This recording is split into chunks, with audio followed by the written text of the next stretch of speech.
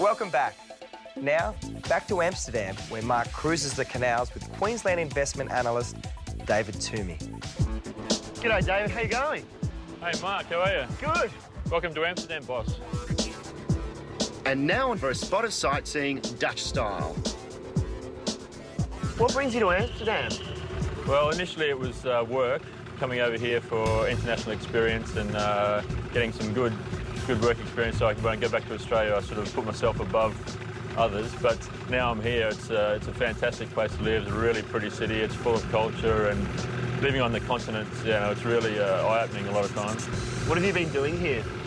I'm a private equity investment analyst. It's just like buying shares on the stock market, but the shares that we buy aren't listed. The shares in private companies, venture capital, so supporting new ideas, supporting new technologies. So when someone has a good idea, we put money, give money to them to try and make that idea commercial. So that's basically the dream job I've always wanted, I've always aspired to, and I'm sort of really fortunate, really lucky to sort of have found that in Amsterdam. I went to London for a year and a half. I had some good jobs and I had a fantastic time in London, but I didn't come away from London feeling that I'd achieved everything I wanted to. So I was prepared basically to go anywhere in the world to find that one job I was looking for. And after doing a little bit of research, I had a few contacts here who said that they might be able to help me. So I came here without being ever in Amsterdam before in my life, without knowing what sort of place it was. It was quite tough to sort of start out and, find a place to live and find friends and work out how to use a public transport and read Dutch and just do all the extremely basic things you're used to being able to do. How do the locals take on the Australians? They love shark stories, they love surfing, they love, sort of outback sort of stuff and all those sort of elements of Australia. So it is a bit of a novelty for the locals. So what do you enjoy doing with your spare time here then?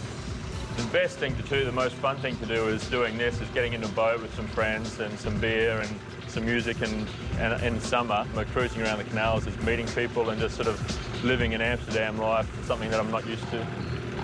It is really beautiful. Yeah, it's a pretty place. Every day I sort of look at the old town where I live, and I mean, a lot of these places are 500, 400 years old. The city itself is 1,000 years old.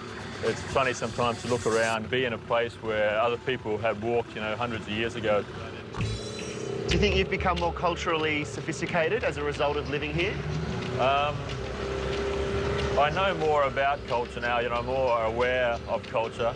In terms of being sophisticated, I'm not too sure about that, but being more aware for the different types of culture. I've been to see some classical music here and, the Spanish flamenco dancing and, I've gone to the Van Gogh Museum, the Van Gogh Museum to pronounce it locally, and the State Lake Museum. So I've seen the other famous cultural celebrities over here really at the heart of the town. So if you live here, you really get a taste of it, you really get exposed to it a lot.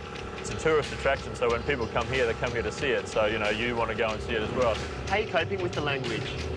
It's a challenge. I've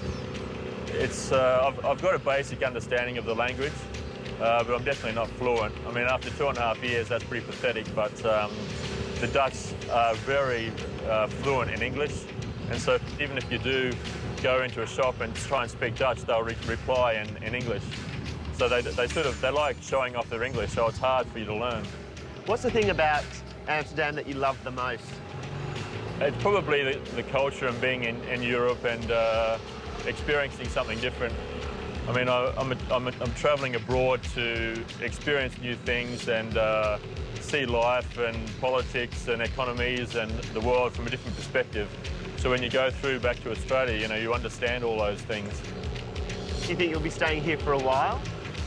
Now that I've been here for 2.5 years, and now that I am lucky enough to have found the job that I wanted, I think I will be here for another 2 or 3 years. I mean, there's no use getting into that job and then saying, okay, I've done it, go home.